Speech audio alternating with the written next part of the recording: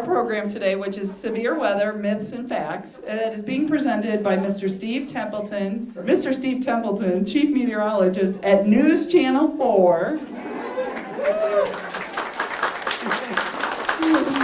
He forecasts the weather each weekday evening from 5 p.m. to 10 p.m. Steve is one of the first meteorologists in the country to receive the Certified Broadcast Meteorology Seal from the American Meteorological Society. That's a really hard word to say, meteorological. He also holds the seal of approval from the National Weather Association. Steve earned his degree in atmospheric science from Purdue University. He started his meteorology career as chief meteorologist at KFXB-TV in Dubuque, Iowa. He then moved to Des Moines as a meteorologist for WHO 13 News, covering a big part of the region known as Tornado Alley. Seeing a chance to be close to family while continuing to forecast wild weather, Steve moved to St. Louis and joined KMOV in 2006. Steve's wife, Rebecca, grew up in the St. Louis area in nearby Nashville, Illinois. Steve and Rebecca started a family here and have 2 sons that make his life fun and keep them busy. So let's talk about the weather. So help me by welcoming Mr. Steve Templeton. Thank you for having me. She said, some of these words are difficult to say. So it turns out, a quick story before I get going. In order to get in the TV business, what you do is you make, at the time it was VHS tape, now they just do links, but you go and do like a fake weathercast, and then you send that out to news directors across the country, and hopefully one of them likes you. So I interned at WGN-TV in Chicago, and the first time I've ever on a green screen, doing the weather, I was horrible. And I say, "Hi, I'm urologist Steve Templeton." He goes, "Whoa. You're my urologist?" I was so embarrassed. So, meteorology. Thank you so much for having me. I hope that today is less of me just presenting and going slide, and more about me talking with you than at you. I'll probably do more of the talking than you, but I would still like to have you do some talking, meaning I'd like you to stop as we're doing this discussion and ask some questions. So we're going to talk a lot about severe weather safety, the myths, the facts, and I'll talk about flash flooding and lightning and tornadoes. And as we go, if you do have questions, feel free to raise your hand. This is loose, this is casual, so please raise your hand. I want you to walk away learning about stuff that you want to learn about, and not me just teaching you stuff that I want to teach you about. But hopefully it's entertaining and you do learn a lot and maybe laugh a little too, I hope. All right, so I'm going to get started. Severe weather safety, debunking the myths. All right, what storm hazard causes the most deaths? Tornadoes, hurricanes, flooding, lightning. I heard flooding, I heard lightning, so we've narrowed it down to those 2. Half of you are right. Flooding, yeah. I always start with this. People think I'm going to jump right into the tornadoes and the awesome videos of tornadoes or lightning or something like that. No, it's flooding, although I do have a pretty crazy video coming up here. So those are just averages per year. That's over the 1988 to 2017. So the data kind of shifts and changes, but flooding typically leads. And flooding can be from flash flooding, but it also can come from hurricanes. So if someone dies from inland flooding due to a hurricane, that's a flood death, not a hurricane death. And hurricanes actually kill most people because of inland flooding. It's the flooding that kills people. But flash flooding, we know, we get that around here, really dangerous. So most flash flood deaths are in a vehicle, at night, and the majority are men. So if you're a dude driving at night, be very careful. But especially since around here, Jefferson County, and especially if you go a little farther south, get more into like Franklin, St. Francis County, there's a lot of low water passes. Now, low water passes where they don't build a bridge because they can't afford it, okay? But it's a road, and sometimes it floods. It's meant to, because they don't build the bridge. And so a lot of times at night you don't realize it, especially if you're not familiar with that terrain. So 6 inches of fast-moving water will knock you off your feet. 2 feet will float a car. Now, this is Potosi, flash flooding from 2013. Yeah, there's like white, you could surf on this thing, right? There's white caps. So the other thing about flash flooding is when it happens, it usually happens in an area that's not supposed to be flooded. It's a road or something underneath like has been caved out. So there's sinkholes that develop because of the flash flooding. This is in Park Hills, Missouri. Imagine if this is covered and there's water on top of it and then that sinkhole happens. You're driving onto that. So then your car gets into the sinkhole and you're stuck. And then the water starts to get into the car. You start to panic. And that's when, unfortunately, we get tragedies. And we've had some real significant tragedies. Some in Illinois, family of 5 driving from Kentucky at night, caught in a flash flood. All 5 died. I mean, horrific. And I don't mean to start this off on a low note, but I do want you to take it serious. I mean, for real people have died from this. And I don't want it to be something that we talk about in academic sense. I want you to hopefully relate it to the real world. And the real world is that some people have died tragically. Don't be this person. What are you doing? This person took the picture, turned around. You don't know how deep that road is. You don't know if there's a sinkhole. You don't know what you're driving into. Just turn around and find a different route. Even if it takes an extra 20 minutes? So what you also don't realize is there may be a creek or river that's flown over this road. So if you drive out into it and the car gets lifted up, you're going off the road into the now flooded river and who knows where you're going. And you're about to see that happen with this guy driving a bus, which you would think driving a bus, right? You got children. Everyone was safe in this bus, by the way. Everyone was safe. But you've got children. You're responsible. So far, okay, no problem. I think he just drove past a sign. But okay, here, right? Stop. No. And you can see it flowing.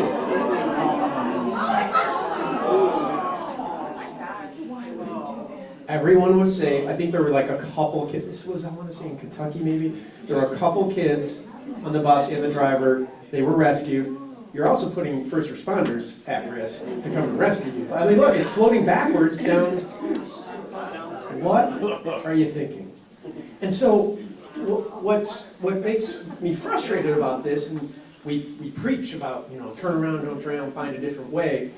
This is all preventable. This is preventable. I mean, if you're walking outside and there's no rain and you get hit by lightning, that's not preventable. I'm sorry, that's just your time. But this is preventable, right? This is not your time. So, very frustrating. Okay, before I keep going, because I can keep going and talking. Does anyone have questions, flash flood or anything at all? Okay, you guys can hear me in the back okay too? Awesome.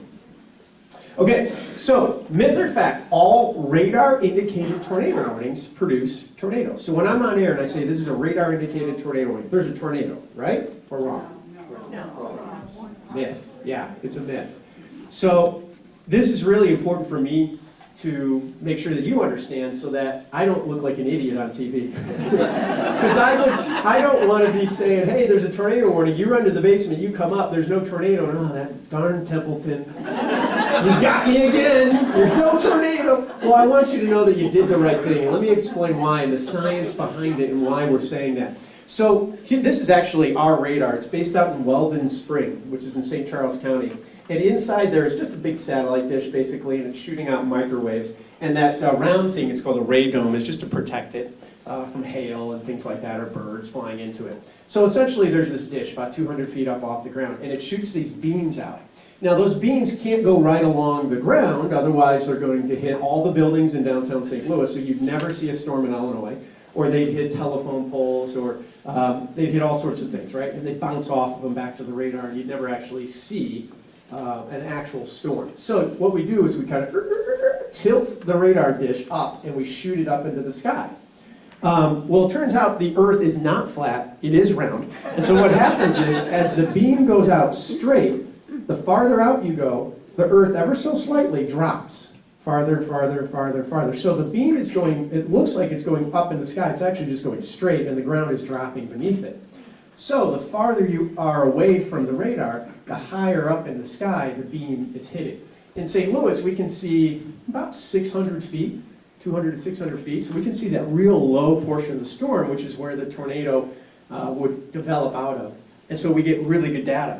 But as you get down towards Potosi, I mentioned, or if you get out towards Illinois, you're getting farther away. So we're seeing about 3,000, 4,000, sometimes 7,000 feet in the air. So when we say there's a radar-indicated tornado, depending on where you're located, The radar is actually just seeing spin at, let's say, for example, 3,000 feet. And we can tell, based on the spin, if it's really fast, really tight, we can tell if we think there's a tornado, a good chance, and thus the tornado warnings. But the radar doesn't know the difference between that storm and this storm. So same radar, beams going up, it sees this storm rotating, there is no tornado here, no tornado whatsoever.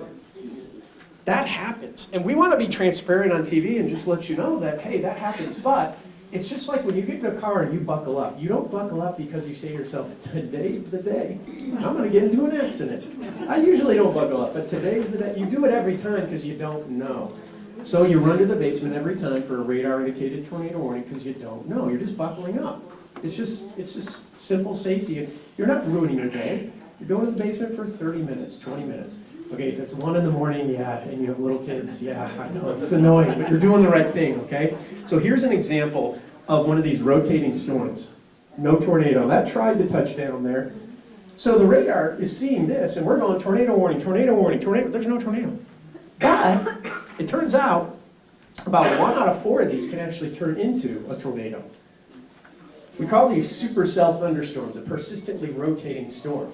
So if we're pinging off of a supercell and a radar-indicated tornado warning is issued and there's no tornado, in about 10 minutes, that storm turned into this, and it helps save lives.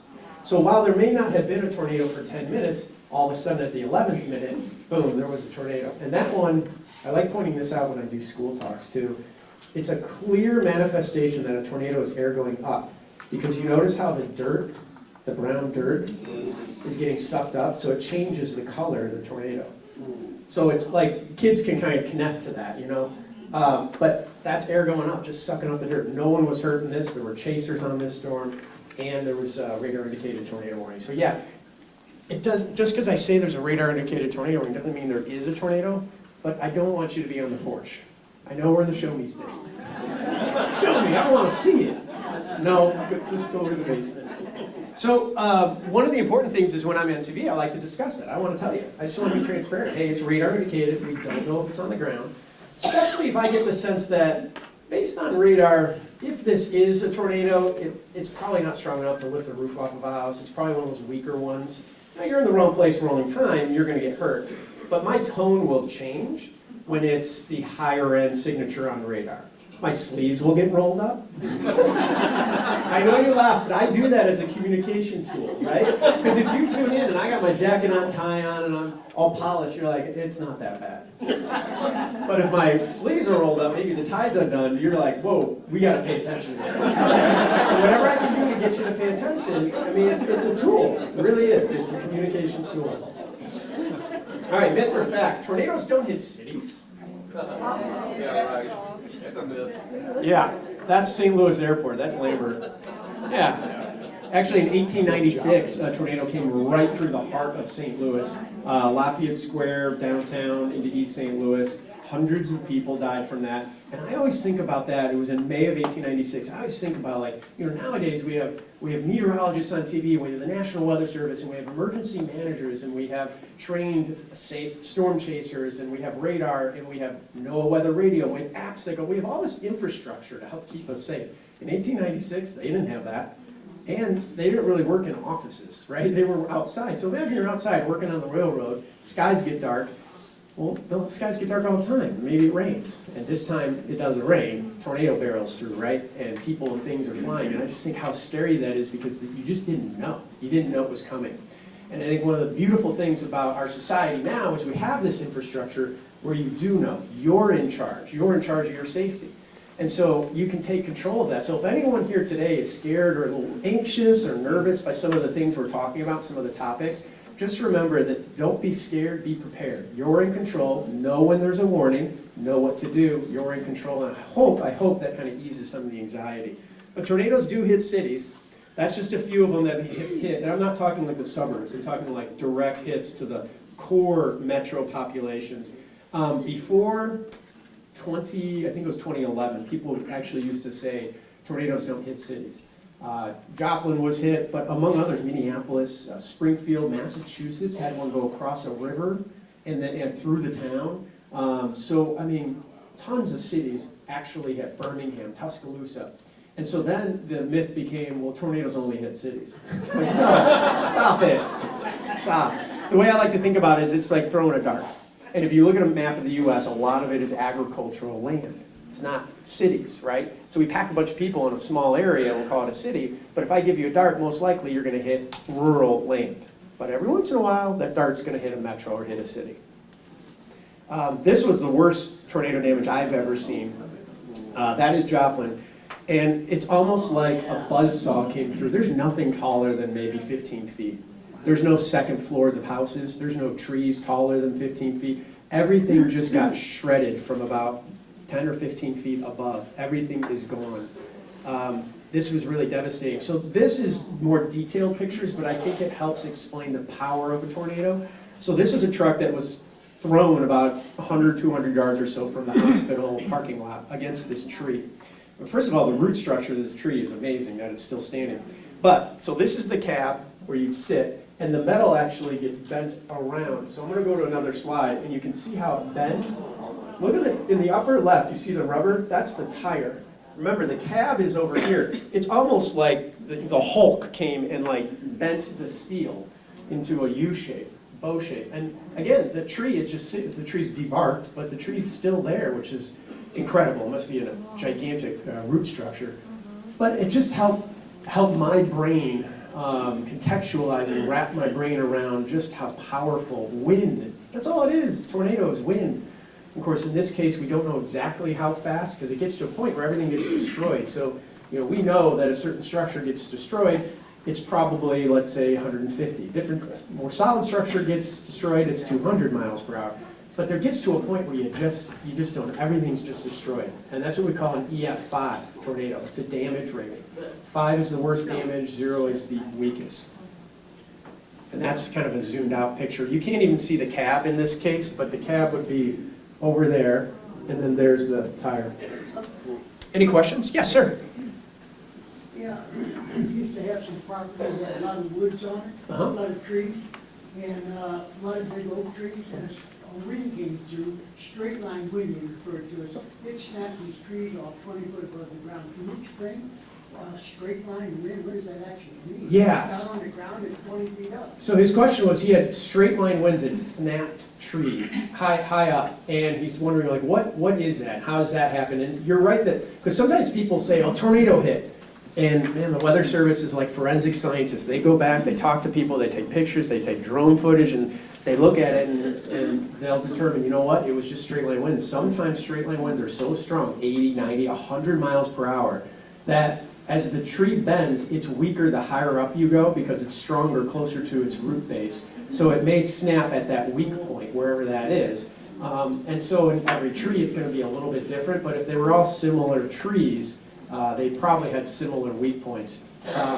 So straight line winds, the telltale sign is a divergent pattern. So the trees all fall down the same way. Some will fall a little to the right, some will fall a little to the left. So it's kind of like a fan. We call it divergent. It diverges out. Whereas in a tornado, you will see a spiral. You'll see one tree down this way, one tree down this way, one tree down this way, and it's because it's spiraled around. When it hits a house, you look for where the mud has been on the house. If there's just mud up against one side, then it's probably straight line winds. But if there's mud on 2 sides or 3 sides of the house, it probably was rotating. Yeah? Are all straight line winds called cyclones? Good question. Are all straight line winds cyclones? No. So cyclone refers to the rotation. So we would never call straight line winds a cyclone or a tornado. They're separate. They can cause similar damage. By similar, I mean high-end straight line winds can be similar to a low-end tornado. So high-end straight line winds might be like 100, 120 miles per hour. That's kind of the lower-end mile per hour threshold for tornadoes. Well, if straight line winds aren't a cyclone and you say there could be rotation, then what would differentiate the cyclone from the tornado? So straight line winds wouldn't have rotation. The trees would just be flattened. Right. Okay. Then what would be the difference between, if it has rotation, what would be the difference between a cyclone and a tornado? Okay, even better question. I love the way you're thinking. What's the difference between a tornado and a cyclone? They both rotate. There's no difference. It's just how we apply that term. back in 1896, they called it the Great Cyclone because they referred to tornadoes as cyclones. Nowadays, we typically refer to cyclones as big low-pressure systems, or you might have heard the term tropical cyclone. That refers to the beginnings of what could be a hurricane. It's a big rotating. So today's term cyclone is used for something that's spinning but much larger, like hundreds of miles wide, right? Whereas a tornado might be a half a mile wide or a few football fields wide. So tornado is very different. The winds are much faster near the ground. It's much smaller. A cyclone is much bigger. In India and China, and in India and China, they call hurricane cyclones. So like when a hurricane hits, they'll call that a cyclone. When Philippines, Japan gets one, they call it a typhoon. Different names. So tornado, cyclone, same thing. Also confusing, Iowa State in Ames, Iowa, their mascot's the Cyclones, but it's like a tornado. So it's like, well, now you're making things confusing. Good meteorology school, but you're making things confusing. So we try to refer to tornadoes as the smaller, more intense version of a cyclone, but if you said, well, a tornado is a cyclone, you're right. It's kind of like saying a square is a rectangle. Yeah. I was just going to mention that you were showing the pictures of Joplin. I went with a group mission trip a year after the tornado hit. We went there to help them out with anything they needed. And like you're saying, it seemed like a 2-mile swath of Wait, land. a year later? A year later, it was just flat. Wow. I mean, as far as you can see, it's just like it sheared everything off, the houses, the trees. And it was before they started building the hospital back. Okay. We were in the whole area, and one of the subdivisions we went to was near the high school, and they don't really have basements there, at least where we were. It was just a concrete slab. Yeah. And everything was in the house still, like their piano, their upright piano, their furniture. There was even a little stuffed animal sitting on the upright piano that really touched me. Wow. There were no walls, there was no house. It was just the slab and the things in it. A year later, it was, all the houses were just So still she went to Joplin a year later, and there was like a 2-mile swath of still just devastation, things that haven't been rebuilt, which I think is crazy. It's a year later. Yeah. And then she mentioned a house with no walls and a slab, but like the piano was still there. There was even a stuffed animal. I have to imagine someone put the stuffed animal back. It was But like all the furniture, everything was still there, and like nobody touched it. that probably was on the fringe of where the strongest tornadic winds were, because in the areas that I toured where the strongest tornadic winds were, over 200 miles per hour, there was nothing. Yeah. There was a bank where all you saw was the stone that was the vault. And then like Was in there? a few houses over, it might just be the concrete slab. But Yeah. then in certain places, the things that were in the house were still there. There were no walls, nothing to the house. It was- Weaker winds hit that area. I can't explain. It's we treat the atmosphere like a fluid. So fluid dynamic. Someone needs a PhD in fluid dynamics to help explain that. And even then, I don't know if they can. I came upon tornado damage in Oklahoma, and it hit a gas station. Roof is gone. The area where you get your sodas all collapsed. The ATM had tipped over, and yet the chips were all still on the rack. And I was like, how is that possible? Then, this is weird, there was like a case of a glass menagerie of like wolves and owls and stuff like, you know, they get it to a gas station, they have all sorts of trinkets, all still standing. And I was there within an hour of it hitting. No one got there and like reset this all up. Now that was an EF3 tornado, not a 5, but still, how does that happen? I don't know. It would take a PhD in fluid dynamics to figure that out. All right. Tornadoes are rare. High-end tornadoes are very rare. This is from one of our storm chaser friends. I love this guy. He's great. He's passionate. And he's safe. He's at a safe distance. But he took a picture with one of our storm mode mugs. He actually takes 2 weeks out of the year, like in spring, and drives out to Kansas, Oklahoma, wherever. So violent tornadoes are rare, but they do happen. So when we talk about Joplin, I just want you to kind of wrap your brain around this. It's extremely rare. The blue here, this is F0 and F1, or EF0, EF1. So those are the weakest type of damage tornadoes. Vast majority. And then your F4, F5 is this little slice, 1%. And that F4, EF4 now, so the E is enhanced. They just changed the scale a little bit to make it a little more scientific, updated. So the EF4, that's what the Good Friday tornado was that hit Lambert. We've never had, at least we don't think, an F5 here in St. Louis. The one in 1896 might have been, but it's too tough to tell. And the structures probably weren't built well enough to say whether the winds were above 150 or 170. At some point, you just know the structures aren't good enough past 150, and that's the best you can estimate on the wind damage. This is Jefferson County, 112 years of tornadoes, one F4. Never had an F5. 4 F3 EF3s. I mean, it's rare. Yeah, go ahead. And given our topography, how does that impact the severity of tornadoes in my area? It doesn't that we know of. Tornadoes can happen in mountains. They can happen going up mountains, down mountains. Now, there is some research going on into, well, are the winds stronger if it's going down a mountain? Is it stronger if it's going up a mountain? We haven't seen anything conclusive or anything dramatic that's going to change our scientific understanding, other than to say it's sort of negligible. You know, whether it's 100 miles and maybe if it's going downhill, it's 105 miles per hour, that's kind of negligible. At some point, you're in the path of a 100 mile per hour rotating storm, tornado.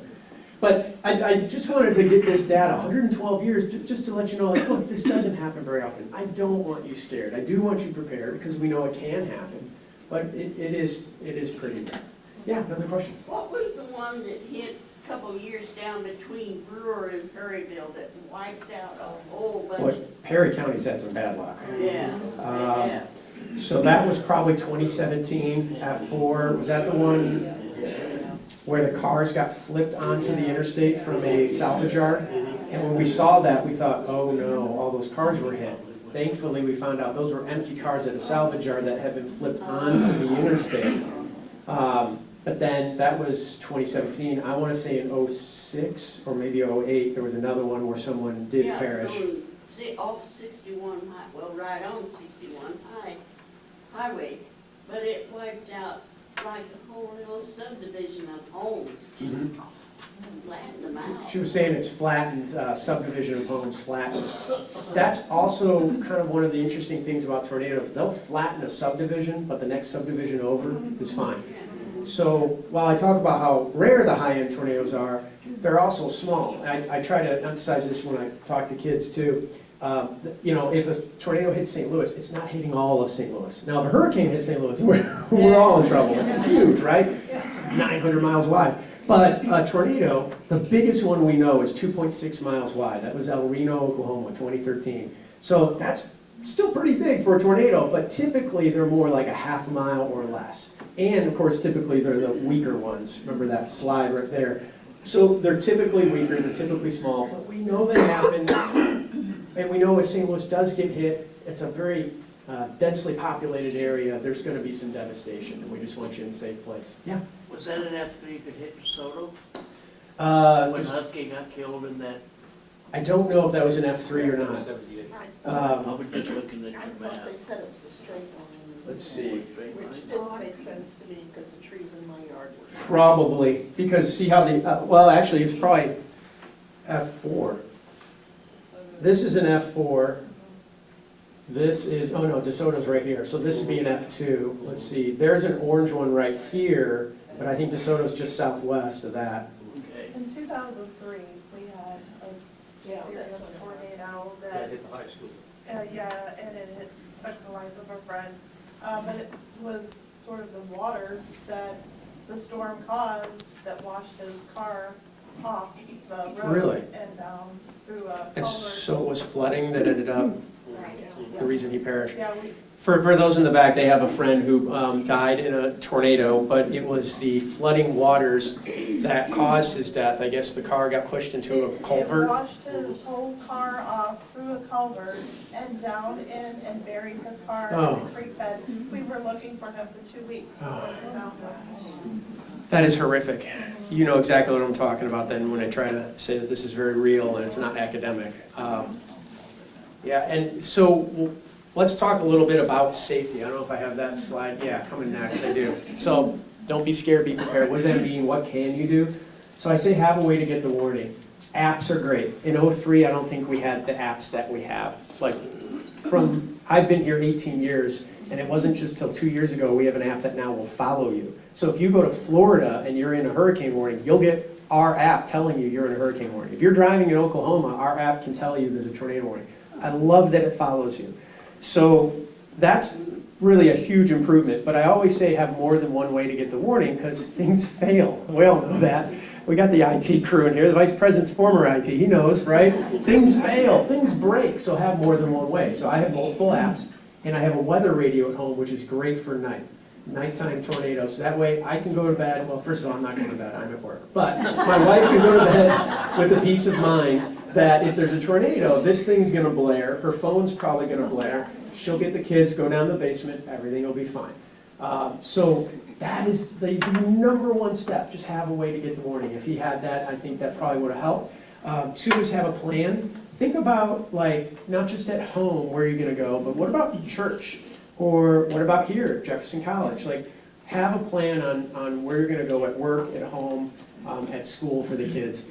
The have a readiness kit, I think, is important too. If it's a really devastating tornado or fire or anything like that, I have a safety kit with water. I have granola bars that my kids won't eat, so I also have Pop-Tarts. Pop-Tarts last forever. I have an old pair of shoes, because if there's timber and roofs and nails and debris, and I need to go check on our neighbors, you need an old pair of shoes and an old pair of boots. So we have those things just sitting in a plastic container in our basement. I've never touched it, and hopefully I never have to, but always good to have. Yeah? What if you're in a car and you're driving along Yeah. and the radio says there's a tornado and you see it? Good question. Okay, so let me go back to my friend who was storm chasing. Okay, you see that? Okay, if it's going left, you go right. If it's going right, you go left. So in that case, you made a judgment. Like, I'm not close enough where I see debris. I see it, but you know what? I can find an escape route. If it's not moving left or right, but it's getting bigger, it's coming at you, right? So you still go left, go right. So people say, don't outrun a tornado. Well, if the tornado's 20 miles away, and it's moving at 20 miles an hour, it's going to take an hour to get to you. Don't just stand there and wait. You can outrun the tornado. Now, if you've driven up on the debris that's flying around and there's stuff hitting your car, you're in a bad situation. We shouldn't have gotten to that point to begin with. So hopefully you've gotten the warning beforehand, you had a plan, you drove to some church and got into their basement, got somewhere safe. But if you didn't, debris flying, okay, now we're in a bad situation.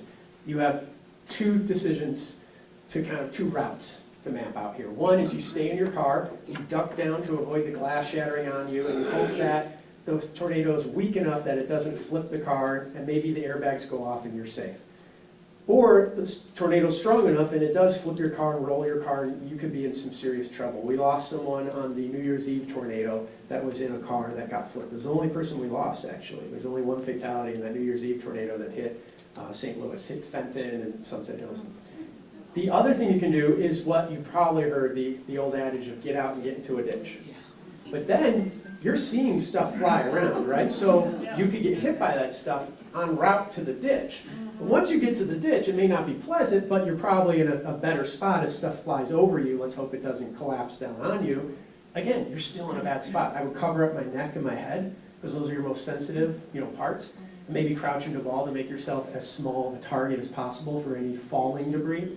But most of that debris should be flying over you. So I think most people don't get into that situation. I think most people get into maybe this situation if they're driving and see a tornado. And that is, I see it, don't get into a ditch and wait an hour for it to come over you. Go somewhere and just make that judgment call of, okay, I saw it kind of moving to the right, I'm just going to go left. And most likely you'll probably be in a real safe spot. Yes, sir? We got a little story about preparedness for you. My sister-in-law, her grandson was up from Arkansas, definitely afraid of storms. And so he said, well, Grandma, what would we do if a storm hit? Which it did in DeSoto and tore their house up terribly.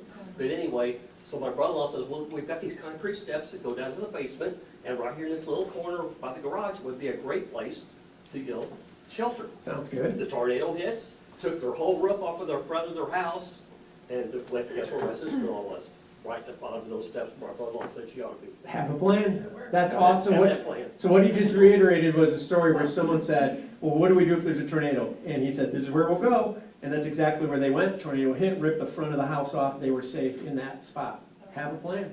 Have a plan, yeah. Or better yet, under the steps.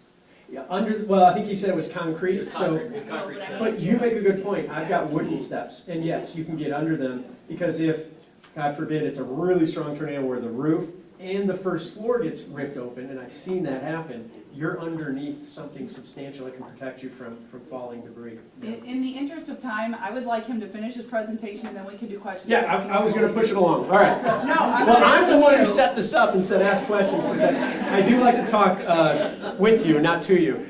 This is going to go along with kind of what you're talking about with tornado safety. So this is a Good Friday tornado, the stairs to nowhere. I mean, isn't that scary to think about? There was a bedroom up there. There was a toilet up there. There was closets up to nothing. It's gone. It's gone. So be on the lowest level is the message there.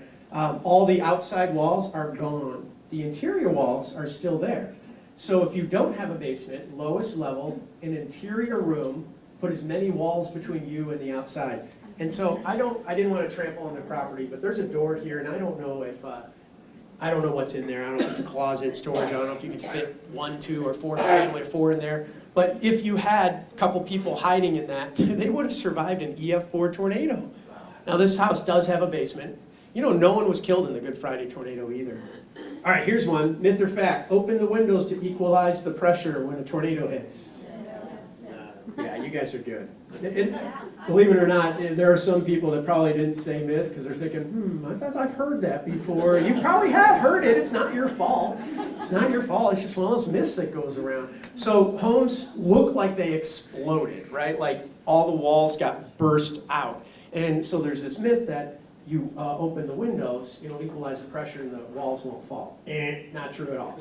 First of all, if in a tornado you're running towards the window, you're running towards like the worst possible spot. A little piece of bark can come through at 180 miles an hour and you're toast. Second of all, what really happens is the roof gets pried open. As soon as the roof gets pried open and wind gets in, it starts pushing the walls down. So roof failure is the reason why wall failure happens in homes. And actually garage failure is a big reason why homes lose their walls, because the garages are just not built like the solid home is. In Florida and Gulf Coast, they require something called hurricane clips, which actually clips the roof and makes it a little stronger towards the house and so onto the house.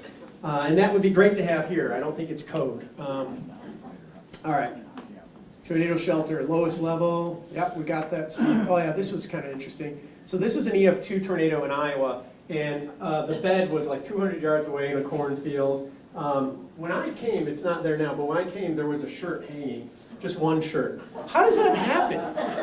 And the water bottle wasn't there. The owner had put that there. But the owner, everyone was safe and stuff. The other thing I said is stay away from windows. If you're in the basement, look at that shattered. You can't really see it, but it's shattered. It's shattered. I don't know if it's pebbles or what, but if you're up against the window and I'm in the basement, I'm safe, but man, I want to see what's going on. Boom, you get hit, right? So stay away from windows, even when you're down in the basement. More walls will protect you from flying debris like this. That was a piece of roof. It just becomes a missile. All right, myth or fact, there are small tornadoes inside large tornadoes. It is a fact, yeah. We call them multiple vortex tornadoes. So we don't usually see this. Usually there's so much humidity that you get this condensation cloud around the whole tornado. But the tornadoes from about here to here. And what's really happening inside tornadoes, especially big ones, is you get these smaller areas of vorticity. We like big fancy words to make us sound smart. Reality is it just is rotation. So little areas of rotation or vorticity. And within the big one, I'll play that again. And so it turns out these small areas of rotation are much faster than the big tornado. So while the big tornado might be going 100 miles an hour, the winds are spinning at 100 miles an hour, the small ones might go 180. But notice how they develop. There's 4 of them, and then they dissipate. And then a new one forms, and then they dissipate. They're dancing around, and they're very fleeting. So this helps explain why sometimes you come up on damage, and you see houses destroyed and other houses just fine. So that house, the roof is on, look, they'll probably get a new roof, but the roof is still on, right? This house, the roof, the second floor, completely gone. There's the blue tarp. There's the blue tarp on the ground. There's the oven. You know, where's your cabinets? Where's your Captain Crunch? Gone. The carpet was lifted up. So they lost their roof, their second floor, their carpet, almost all of their appliances. Why? Probably because, and we don't know because thankfully it wasn't filmed, we don't need that. This Good Friday tornado, no one died.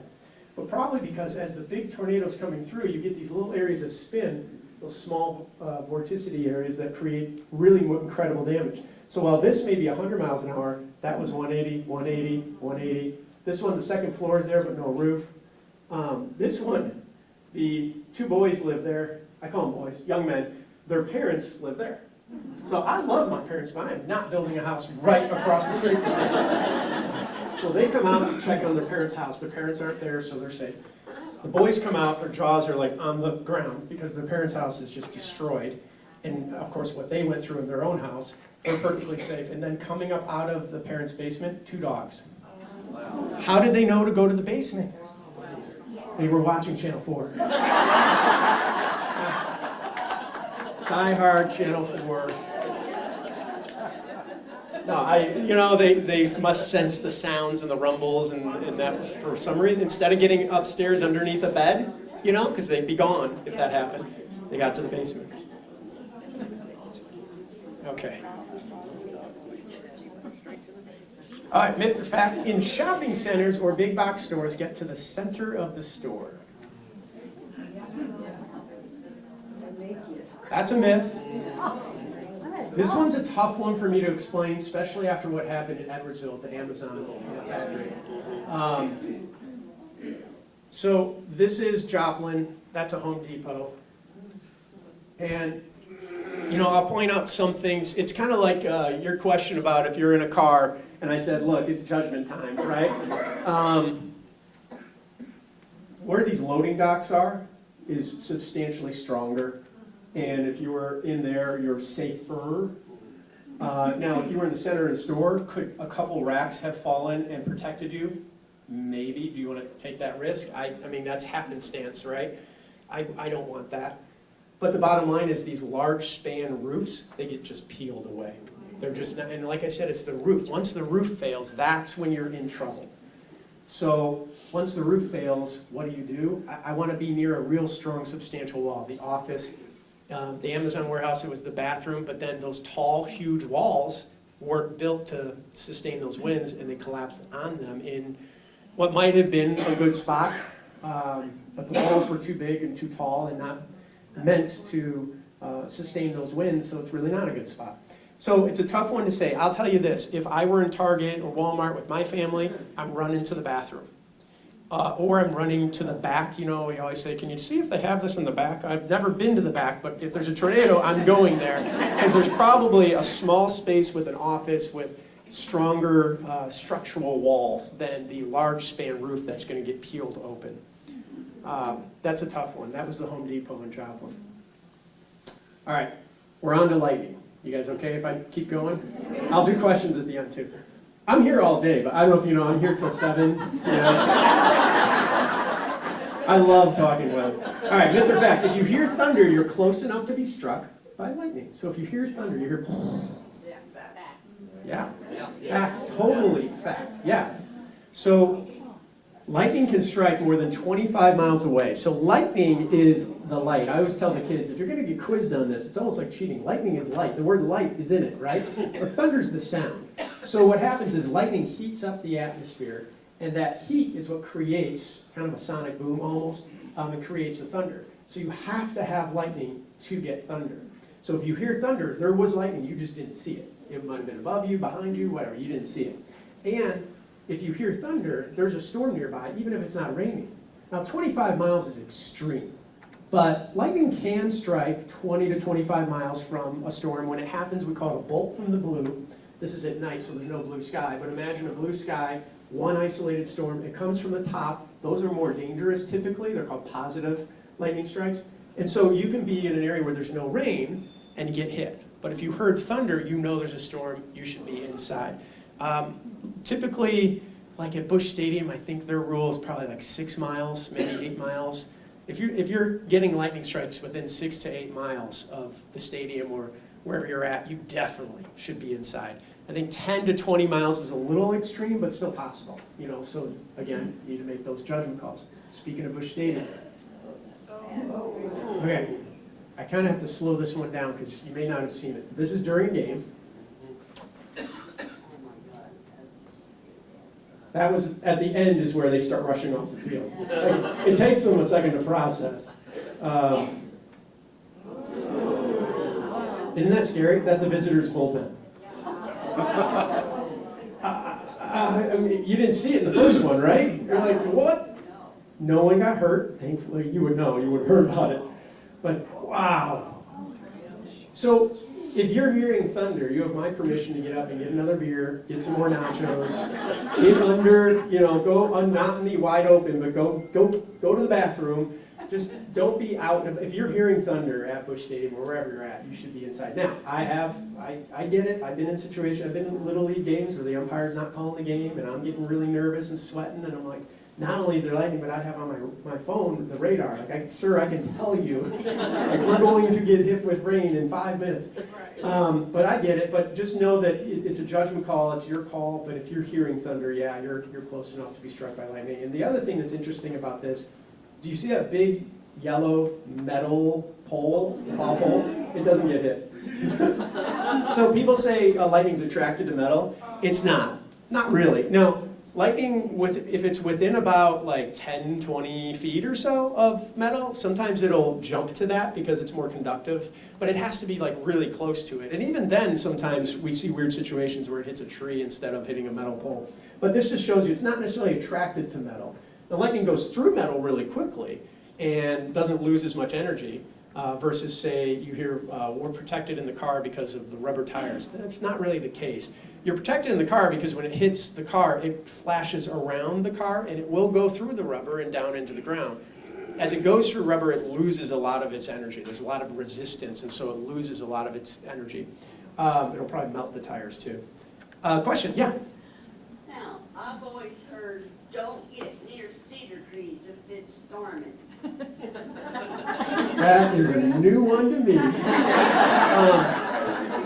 So don't get near cedar trees. So the only thing, well, first of all, I'd say, like, if it's storming, like really storming, I'd say don't get near a tree. Like, don't park under a tree. We had someone unfortunately die this past summer because a huge tree limb came down on her car. I mean, that's sad. You'd want to be out in the open, or and we have a lot of reporters that are out not chasing the storm, but kind of near it, so that if there's damage, we can go report on it really quickly. So I don't want them ever getting hit. But sometimes you're out and about, inevitably you're going to get hit by some gusts of wind. So if you're going to get hit by a storm, you'd want to be out in the open, not near telephone poles. You kind of have to look around and say, oh, the wind's blowing that way, and there's a telephone pole where I parked on the side of the road right here. Not good. I would not park like by a gas station, and you'd say, well, the winds are blowing this way. I'll park on this side of the gas station. You don't realize this, but a lot of the roofs of some buildings have stuff on it, whether it be the HVAC or sometimes rocks. I was at tornado damage in Branson, and this supermarket and strip mall, for some reason, had rocks. I think it was holding a tarp down, I don't know what, but all the rocks came into the parking lot and destroyed a bunch of cars. So if you were on the other side, whatever's on the roof is going to get blown onto you. You actually just want to be out in the open and facing the wind head on, and then duck down in your car. If it's strong, we're talking 60, 70, 80 mile an hour winds. Well, we were camping, this has been a few years back, down at Clearwater, and just a wind came up. And lo and behold, the guy behind us in their camper was outside, and a tree fell over on him and killed him. Oh, no. Right behind our camper. So for those in the back, she was camping, someone was outside, when the winds came through, a tree came down on the gentleman and killed him. Yeah, you don't want to be, well, sometimes I even say this here, like for tornadoes. I go, get inside, get away from windows. And sometimes I catch myself. I'm like, well, of course they're inside. They're watching TV. But I still say it because you never know of the ding-dongs who are out on the porch or want to go look at it or want to experience it. So I still always say, get inside, lowest level, away from windows. All right, we know this one. Lightning's not attracted to metal. Lightning is 5 times hotter than the surface of the sun, 50,000 degrees Fahrenheit. Yeah. Missouri gets 1 million cloud-to-ground lightning strikes every year, 273 per day on average, of course, across the state. It's a large area across the state, but man, we get our fair share. That's why I'm here. All right. So, myth or fact, the EF scale for tornadoes is directly related to tornado speed. The key phrasing is directly. It's a myth. It's indirectly. It's assumed. This is the F in the F scale, or EF scale, is Fujita.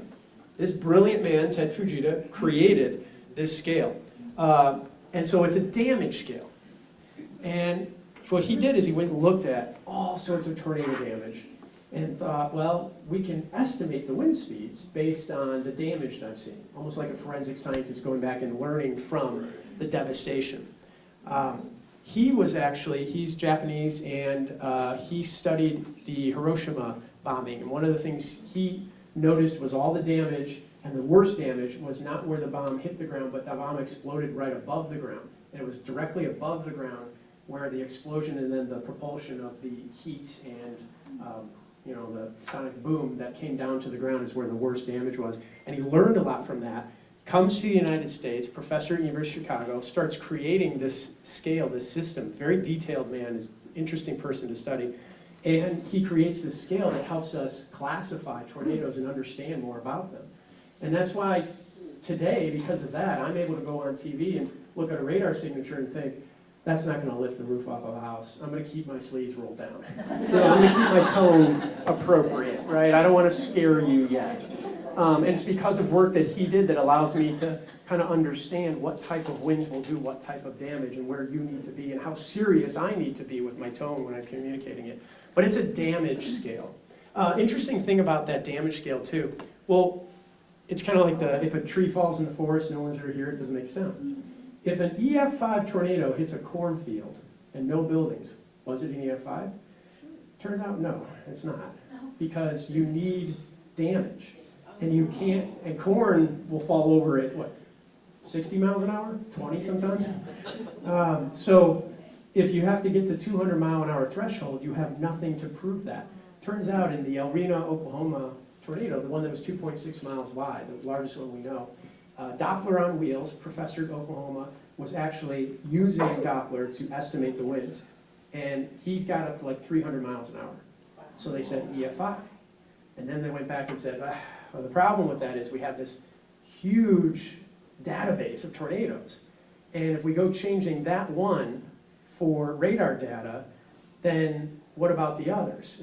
And so they decided, this wasn't me, they decided we're going to downgrade it to an EF3 because that's all the damage we can see on this tornado, even though we know from Doppler radar estimates it was 300. So they preserved the sanctity of the database, which I kind of understand from a scientific point of view, but I think it should have an asterisk. It definitely should have an asterisk.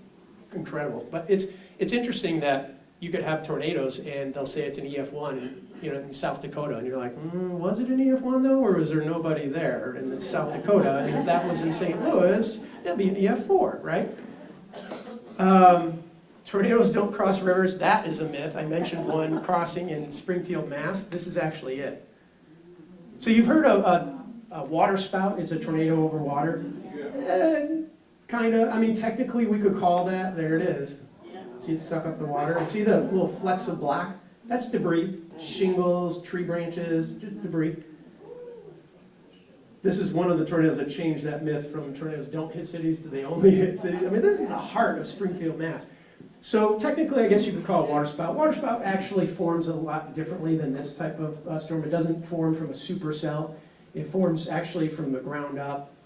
Little different physics involved, but the end result is a big twisty rotating thing that sucks stuff up. Water spouts are usually pretty weak, but sometimes when they come on shore in the Gulf, like Miami, they can still do some damage. But this one's, I wouldn't call it water spout because it's more significant, more your classic strong type of tornado. Oh, that's it. Thank you for having me. Am I okay on time to answer some questions? Okay. Thank you. Steve, you'll probably find this mathematical formula in your book someplace, but my grandmother always told me, as soon as you see a lightning bolt, you start counting. 1 second, 2 seconds, 3 seconds. As soon as you hear thunder, the number of seconds equal a mile. So the storm where the rain's at will be 3 miles away. You have time to get home. Old school. Well, you are right, and so the reason why, well, you're wrong on the actual math, but you're right in the concept.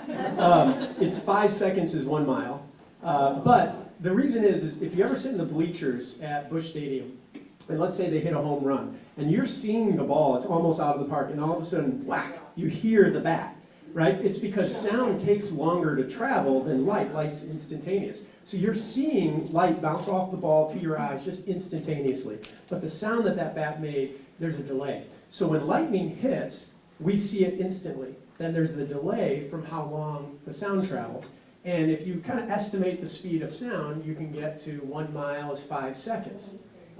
Depends on temperature, what's in the air, blah, blah, blah, all the physics stuff that I have to put an asterisk there. But bottom line is it's about 5 seconds is 1 mile. Here's the problem with that. Remember the one thing we were saying about myth or fact? If there's thunder, you're close enough to get hit by lightning? So if you hear that crack of thunder, I mean, you don't really have time to get home. You should be inside now. Because if, when thunderstorms hit, they're not like, boom, oh, I'm done. I'm done for about 10 minutes. I'm going to take a break. No, it's like boom, boom, boom, boom, boom, boom, boom, boom. So if you hear one, that second, third, fourth, fifth is going to be near you. Go I ahead. used it, but sometimes after 2 seconds I was getting wet. Yeah. How close does Tom, I think his name was, how close do they get to those storms before he decides he needs to turn around? Okay, Tom is smart. I don't know about that. Tom is smart. He keeps a safe distance. She's talking about the picture with the coffee mug and the tornado. And he also doesn't want to be on the Discovery Channel, or he doesn't want more TikTok followers or any of that. He's not in it for clicks and stuff like that. So he keeps a relatively safe distance, and he's in it for A, the joy, he enjoys it, and B, he'll contact the Weather Service, so that helps us. It gives us what we call ground truth. Because if I'm on air saying, there could be a tornado, and then I hear there is, I'm like, okay, there's a tornado, right? My tone changes, right? And I want you to take it more serious. But you're right, and you've seen them on TV and on YouTube. There's people who are, they're adrenaline junkies, they like it, but in the back of the head, they also know they're gonna monetize it. This video's gonna go viral, I'm gonna make a name for myself, I'm gonna make money off of this, they're gonna know me.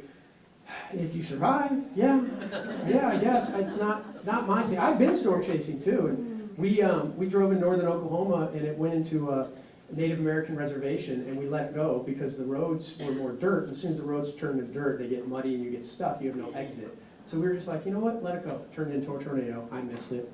But I've been storm chasing, and you just have to put aside that, like,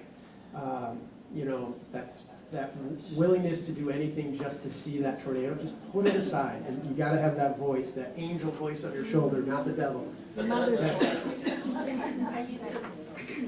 used to live in Wichita, Kansas. Oh, yeah. When that big tornado came through and hit the Air Force Base and Yeah. all that. But back then, they had storm chasers that when, like I worked in Wichita, but I lived in a little town. Oh, okay, I worked in Wichita, but I lived in a little town called Bruce Hill. It was just outside. So when we would be under tornado warning, the watchers would go out. You'd have to turn on your radio, your AM radio, to the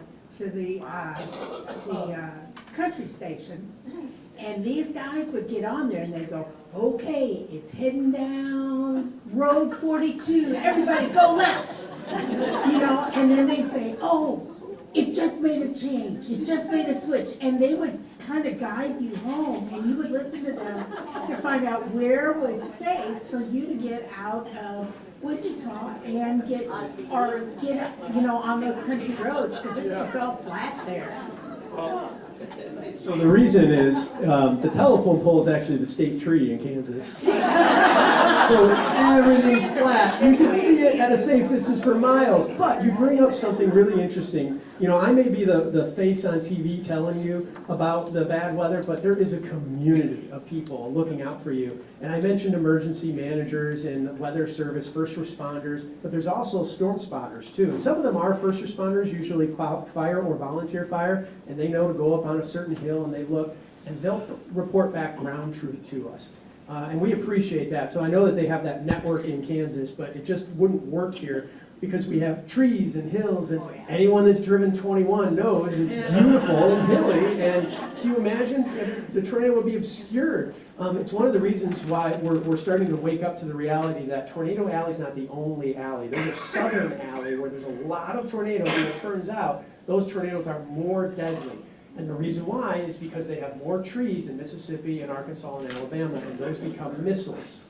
Now, they also have some other issues. They have more impoverished areas. They have more trailer parks. But they have trees that are missiles, which is different than Kansas. Yes, ma'am? Yeah, I grew up with a story from my mom that she never forgot in the 1920s when the tornado came through St. Louis. In the 1927? No, St. Louis, Missouri. Yeah. Yeah, and That was a real she bad one. always talked about it because when she'd go to work and you'd see side of the buildings gone. And she would tell me about how half of the buildings were gone. Wow. And it stayed with her. 1927 tornadoes, one of the deadlier, like the 1896, 1927, there was 50, might have been 56, 57, and then that's the arena, right? The Channel 2's tower got toppled, yeah, and then Good Friday. I mean, the fact that we still remember, you know, it's less than 10, let's say, proves my point that the high-end tornadoes are rare, right? But we also know they happen. So again, don't be scared, be prepared. But we do know they happen, and man, it leaves a scar for generations. Just like even non-severe weather, like the blizzard of '82, because we're doing a winter weather outlook coming up, and we talk about that. That left a scar on people, right? Last question. Okay. I see people in the back, so I'm going to grab a question back here. And when you talk about the storm of '82, February 3rd was my birthday, and it was on a Wednesday that weekend when it came on Saturday, and all I wanted was to be strong enough to be off on my birthday. So I was happy about that one. You got your wish. I just want to know, how accurate are the home rain gauges? I mean, I've had some that were this big around and some that big around. How do we know for sure? So the size, the gradient on, or the legend, if you will, on the side that shows you how many inches, that will change depending on the size. But they're usually pretty accurate. Here's my thing. You can't just like set it and forget it with these things. I used to have one. I don't anymore because what would happen is we get some rain or we get some snow, it would melt, it would freeze, and it would break it. And I had some nice glass ones, and I'd walk out and I had this glass rain gauge on my driveway now around the yard. I had plastic ones, and those would split and break. But now they make some real nice ones. I'm just too cheap to buy it. But they make some digital ones that are really cool, and it's so cool. The name is Tempest, Weather Flow, and I'm not promoting it. I don't even own it. But it's all like digital. So it measures rainfall by how many raindrops are tapping on this pad. And I know you're like, what? And I've heard from other meteorologists, broadcast meteorologists, geekier than me, that say that it's pretty accurate. It measures wind flow without an anemometer, the little spinny thing. So there's like not as many moving parts. So technology is advancing to that point where these home stations are getting, really cool. And I think that's probably, $100, $150. That's still expensive in my opinion. But it's better than back in the day. You'd have to get like a Davis instrument, and it would be like $350. And then, of course, you can attach it to the internet and put it on all these different sites for other people to see, which is really cool. So they are pretty accurate. I just don't think they last long. That's the right answer. Well, let's give Steve a big round of applause.